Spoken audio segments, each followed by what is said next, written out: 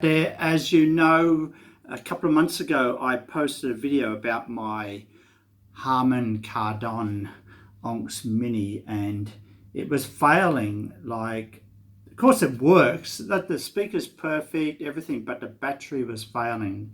It would have to be charged up after using it in 10 minutes. So I have found a solution to this, and that is to put another power pack at the bottom of my Harman Kardon, like this. So what I've got set up here, let's have a look.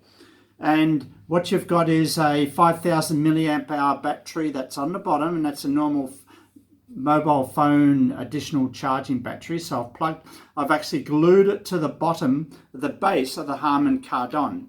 And so now I can have the output of that and plugged into the back of the charging unit, with the charging unit normally goes at the back of the Harman Kardon. And so now all I have to do is charge up here, and if I really want to, I'll do a double charge in the battery in here, but then just plug that in, and then the power will actually be supplied from the battery at the bottom. So I don't want to get rid of my Harman Kardon because the sound is perfect, well, for the price you pay, and it's very portable. I don't want to throw it away. The battery inside is not working, but I've solved that with this new innovative base for the Harman Kardon, and there you go. All right, so there's always a solution when you have some super glue around and some extra cabling, so you can make these Bluetooth speakers last for longer than